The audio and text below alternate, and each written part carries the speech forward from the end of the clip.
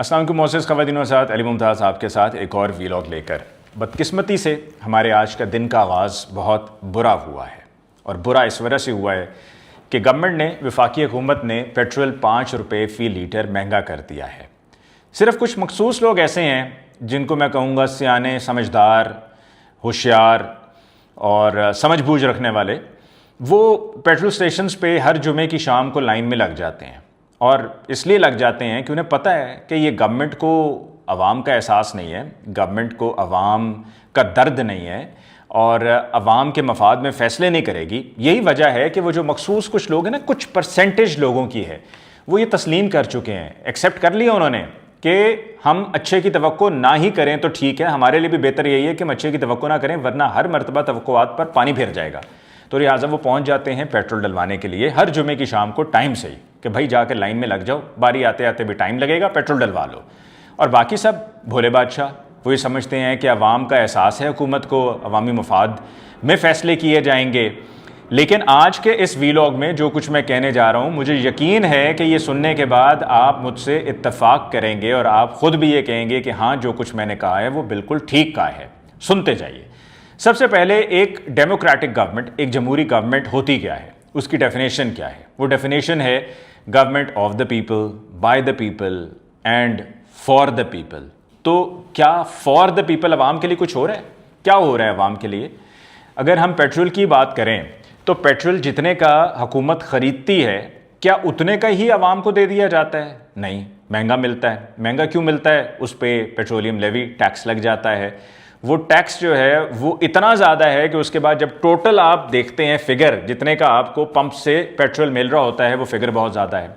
जब पेट्रोल महंगा होता है तो पेट्रोल महंगा होने की वजह से ट्रांसपोर्टेशन की प्राइसेस ऊपर चली जाती हैं। तमाम गुड्स जो बाज़ारों में आनी होती हैं वो ज़ाहिरी बात है गाड़ियों में आनी है, गधा गाड़ियों में नहीं आनी है। उन गाड़ियों में आनी है कि जिनमें पेट्रोल डलना है। वो जब तक वहाँ पर पहुँचेंगी बाज़ारों में तो वो फ्यूल, जब पहले की जो कॉस्ट आ रही थी उससे ज़्यादा कॉस्ट होगी, वो कॉस्ट जो है वो फिर आगे ट्रांसफ़र होगी। आगे जो है बेचने वाले चीज़ों को फिर महंगा बेचने पे मजबूर हो जाएंगे, क्योंकि जितने की उनको मिली है, अब वो तो कोई टैक्स नहीं लगा रहे ना, वो अपनी कीमत ऊपर रख के जितना उनका हक बनता है प्रॉफिट का वो रखते हैं और रख कर फिर आगे आवाम को देते हैं। तो हर चीज़ फिर इस तरह से मल्टीप्लाई हो जाती है, महंगी हो जाती है। और वो पेट्रोलियम लेवी हुकूमत लगा दिया करती है। गवर्नमेंट तो अपनी मजबूरियां गिनवाती है। इस हद तक मजबूरी समझ में आती है कि पेट्रोल आपको पीछे से महंगा मिला, लेकिन आगे जो आप टैक्स लगा के मामला चला रहे होते हैं, जो पूरा गेम चल रहा होता है, वो आवाम को ना कभी समझ में आया है, ना कभी समझ में आएगा, ना आवाम कभी एक्सेप्ट करेगी।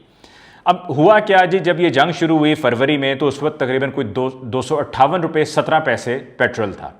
फिर उसके बाद ये पेट्रोल बढ़ना शुरू हो गया। बढ़ते बढ़ते जी पेट्रोल ये 321 रुपये 17 पैसे पे पहुंचा। अच्छा, फिर उसके बाद जो है इस पे कीमत में 3 अप्रैल को 2026 को इजाफा हुआ, बड़ा जंप लगा, और बड़े जंप के बाद ये 458 रुपये 41 पैसे तक पहुंच गया। फिर उसके बाद 18 अप्रैल को ये 367 रुपये 58 पैसे तक पहुंच गया। ये कम हुआ, यानी कि 458 से 367 पे जब आया तो ये 91 रुपये 83 पैसे की कमी थी, जो कमी हुई 18 अप्रैल को। फिर उसके बाद 25 अप्रैल को क्या हुआ कि एक दफ़ा कम किया। अब यहाँ पर मैं ये कहता हूँ ना कि आपकी नफ्सियात के साथ खेला जा रहा है कि पहले बात शुरू हुई 258 17 पैसे से, फिर उसके बाद बढ़कर ये 458 41 पैसे पर पहुँची, यानी कि 137 रुपये 24 पैसे का इजाफा।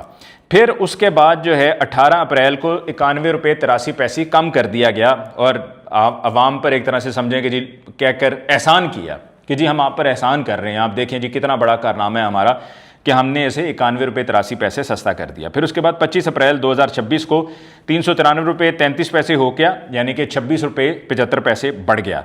फिर उसके बाद 1 मई को 399 रुपये 86 पैसे, यानी कि 6 रुपये 53 पैसे फिर बढ़ गया।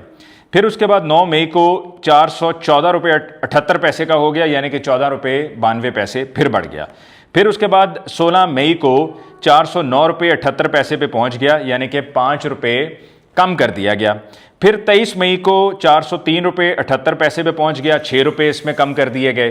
फिर 30 मई 2026 को 381 रुपये 78 पैसे पे, यानी कि 22 रुपये कम हो गया। फिर उसके बाद 6 जून को 377 रुपये 78 पैसे, 4 रुपये कम हो गया। फिर उसके बाद 373 रुपये 78 पैसे 13 जून को हुआ, यानी कि 4 रुपये और कम हो गया। फिर उसके बाद 20 जून सन 2026 को 299 रुपये 78 पैसे यानी कि 74 रुपये कम हो गया।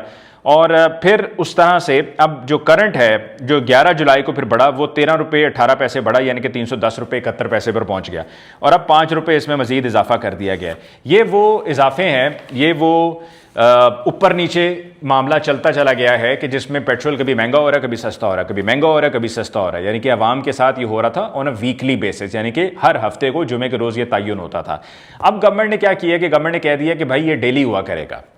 अब हम डेली लाइनों में लगा करेंगे, अब हम डेली देखा करेंगे कि भाई क्या पेट्रोल महंगा हुआ है या सस्ता हुआ है। और फिर हुकूमत इसमें कामयाब हो जाएगी। जो हुकूमत चाहती है कि जी जो हफ्तावार शोर मचता है, अब गवर्नमेंट क्या किया करेगी, खेला करेगी। 2 रुपये ऊपर कर दिया, 10 रुपये ऊपर कर दिया, 6 रुपये नीचे कर दिया, 15 रुपये ऊपर कर दिया, 9 रुपये सस्ता कर दिया, 20 रुपये ऊपर कर दिया, 16 रुपये सस्ता कर दिया। ये 16 रुपये सस्ता मैं ज़रा ज़्यादा बता रहा हूँ। इस तरह से गवर्नमेंट फ्लक्चुएट करती रहेगी, यानी कि रोज़ाना ऊपर नीचे के जब आप जाएंगे और आप जाके फिर आप तंग आ जाएंगे, आप थक जाएंगे, आप अक जाएंगे। आप कहेंगे जी हम जाकर रोज़ाना क्या देखेंगे भाई, अब क्या पेट्रोल की प्राइस है, जो है सो है। इस तरह से हमें डलवाना पड़ेगा। खैर हुकूमत से मैं कहूँगा कि ये तो पहले भी हो रहा होता था। तो अब क्या हुआ करेगा, अब ये हुआ करेगा कि जी पेट्रोल पंप्स पे अगर पेट्रोल अभी रात को बिलफर्ज 12 रुपये 15 रुपये सस्ता होने जा रहा है, तो वो क्या करेंगे, वो कोशिश करेंगे कि जी वो एक तो उसको अपना निकालें जो उनके पास स्टॉक है। अच्छा, अगर महंगा होने जा रहा है तो फिर महंगा होने की सूरत में पता ये चलेगा कि जी वो पहले से ही ये जो एडवांस में कुछ लोग खबर रखते हैं, जिनको पहले से जो फॉरवर्ड बाइंग करते हैं, जिस तरह कहते हैं ना हम लोग फॉरवर्ड बाइंग करते हैं। बाइंग ऑयल में भी फॉरवर्ड बाइंग होती है कि आपने बाहर से तेल लेना, तो आपको नज़र आ रहा है कि भाई तेल कब कितने पे जा सकता है। स्पेकुलेट हम करते हैं, एक अंदाज़ा होता है एक्सपर्ट्स की तरफ से कि भाई ऊपर जाएगा या नीचे जाएगा।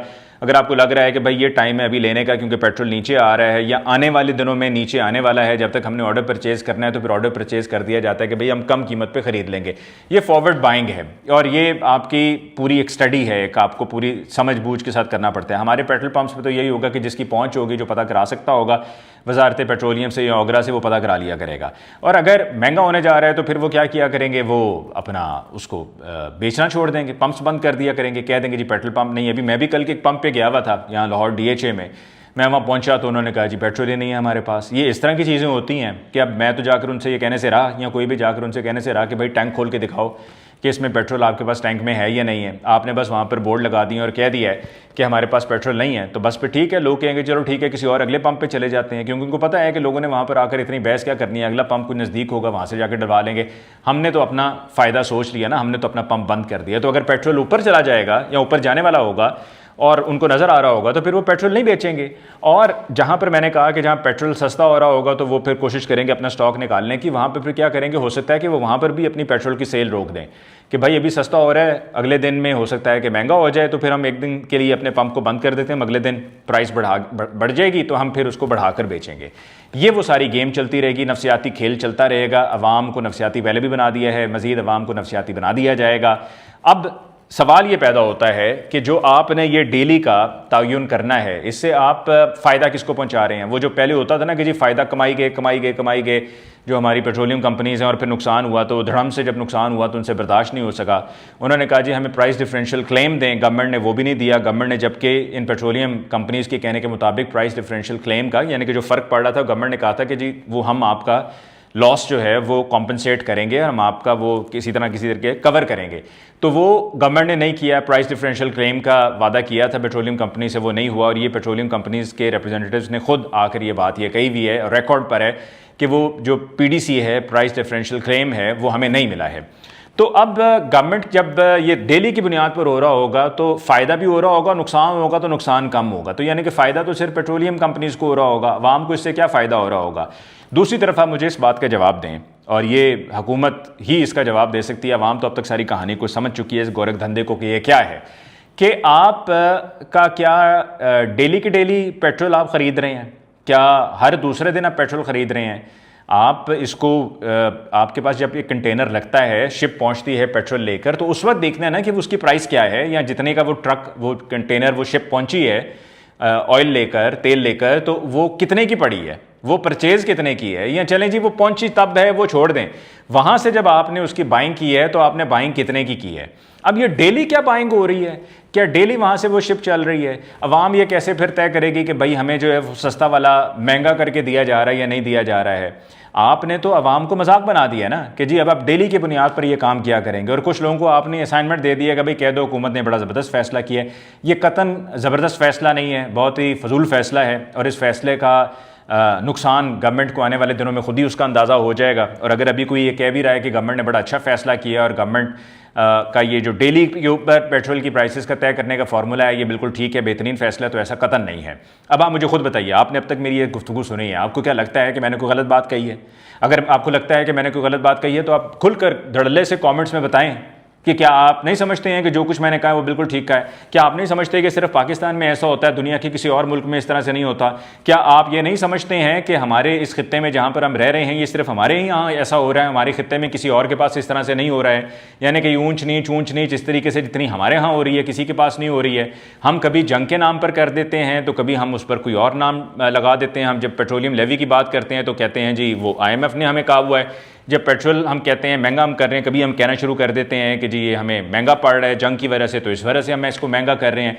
फिर दूसरी तरफ आप जा नहीं रहे हैं एनर्जी सेविंग की तरफ। और जहाँ तक बात है एनर्जी सेविंग की, तो एनर्जी सेविंग असल में होनी चाहिए सरकारी दफातर में, कि जहाँ पर फालतू बिजली जलती है वहाँ पर बिजली को आप बचाएं। जो आप पेट्रोल खर्च करते हैं, जो आपके अपने ठाट बाट हैं, आप अपने ठाट बाट देखें कि आपके ठाट बाट क्या हैं। आपके साथ जो पूरा प्रोटोकॉल चलता है वो प्रोटोकॉल क्या है? क्या आपकी गाड़ियाँ कम हो गई हैं? नहीं हुई हैं। क्या आपने आगे जो गाड़ियाँ दी हुई हैं वो कम हो गई हैं? नहीं हो गई हैं। अब जिस तरह अभी जजेस की बात हो रही थी, तो जजेस को तो 200-300 लीटर फ्यूल मिलेगा, वो जिनको अभी 2.5 लाख से 3.5 लाख तक गाड़ियाँ डेप्रिसिएशन के साथ बहुत कम अमाउंट पे मिल रही हैं, क्योंकि उनसे उनकी गाड़ियाँ ली जा रही हैं। पहले सरकारी गाड़ियाँ उनको एलोकेट हुई थी, अब उनसे कहा गया कि भाई 2.5 से 3.5 लाख रुपया दें और ये गाड़ियाँ आपकी हुई, तो उनको 200 से 300 लीटर जो फ्यूल मिलता है वो तो उनको 200 से 300 लीटर फ्यूल मिलता रहेगा। उनके यहाँ तो जो आना है फ्यूल वो आता रहेगा और उनका इस्तेमाल भी फिर उसी हिसाब से होगा। लेकिन ऑन द होल जो आपकी अपनी सिक्योरिटी की फ्लीट्स हैं, जो आपकी गाड़ियाँ हैं, उनमें तादाद में कमी हुई है या इजाफा हुआ है? क्या आपके साथ गाड़ियों में जो फ्लीट में गाड़ियाँ चलती हैं क्या वो कम हुई हैं या वो उतनी की उतनी हैं? वो उतनी की उतनी हैं, क्योंकि आप अपने ऊपर कोई काम नहीं करते हैं, आप अपने ऊपर कोई फैसला नहीं करते। आप सिर्फ एक ही काम करते हैं, जहाँ भी जाएंगे बूटा भी लगाएंगे तो आप लगा देंगे कि जी ये तो नवाज शरीफ साहब के नाम का बूटा है। कहीं पे आप सड़क बनाएंगे तो कहेंगे नवाज शरीफ साहब के नाम की सड़क है। अस्पताल बनाएंगे तो कहेंगे नवाज शरीफ साहब के नाम का अस्पताल है। सरकारी खर्च पे सब कुछ हो रहा है, नाम नवाज शरीफ साहब का लग रहा है। कहीं पर आप कोई पुल बनाएंगे तो नवाज शरीफ साहब का नाम लगा देंगे। कहीं पे कोई अस्पताल बना रहे होंगे तो नवाज शरीफ साहब का नाम लग रहा होगा। कोई तालीमी इदारा होगा तो वहाँ पे नवाज शरीफ साहब का नाम लग रहा होगा। लैपटॉप्स दिए जा रहे होंगे तो नवाज शरीफ साहब का नाम लग रहा होगा। आपका तो कुल जो है वो कहानी यही है कि आपने सिर्फ मंसूबे सरकारी खर्च से, सरकारी पैसे से आपने मंसूबों का इफ्तिताह किए जाना है, नाम रखे जाने, और हर नाम यही होगा नवाज शरीफ साहब का, नवाज शरीफ साहब फलाना, नवाज शरीफ साहब फलाना, और ये सारी कहानी है। आपने तो PIA को बेच दिया। अगर PIA को आप ना बेचते तो कोई पता नहीं है, आप PIA का नाम भी तब्दील करके, और जिस तरह से बेचा है PIA को वो तो हम सब बहुत अच्छी तरह से जानते हैं। कोई भरोसा नहीं है कि आप PIA का नाम भी कर देंगे नवाज शरीफ इंटरनेशनल एयरलाइन। आपका तो बस चले तो आप पाकिस्तान रेलवेज़ का नाम भी तब्दील कर दें नवाज शरीफ साहब रेलवेज़। आपका बस चले तो आप और भी दीगर जो सरकारी इदारे हैं उनका नाम भी नवाज शरीफ साहब के नाम पे रखते हैं, यानी कि नवाज शरीफ साहब ministry of interior, Nawaz Sharif साहब ministry of defence, Nawaz Sharif साहब ministry of Railways, Nawaz Sharif साहब ministry of privatisation, Nawaz Sharif साहब ministry of health, Nawaz Sharif साहब मिनिस्ट्री ऑफ डिफेंस। हर चीज़ ही आप उनके नाम पे कर दें, क्योंकि आप समझते हैं कि इसी से ही आपकी बका है, आपकी सियासी बका है। आपने गिलगित बल्तिस्तान के इलेक्शंस का रिजल्ट देख लिया, हुकूमत में होते हुए आपको क्या नतीजा मिला। अब आगे AJ के इलेक्शंस हो रहे हैं, वहाँ पे भी आप रिजल्ट देख लीजिएगा। तो शुक्रिया किसका अदा करना है? हुकूमत का शुक्रिया अदा करना है कि जो कुछ कर रही है वो अपने लिए कर रही है, अपने मफाद के लिए कर रही है, अवाम के लिए सिर्फ ज़ीरो अंडा, कुछ भी नहीं किया जा रहा। इसके साथ ही मुझे अली मुमताज़ को दीजिए इजाज़त। अल्लाह निगहबान।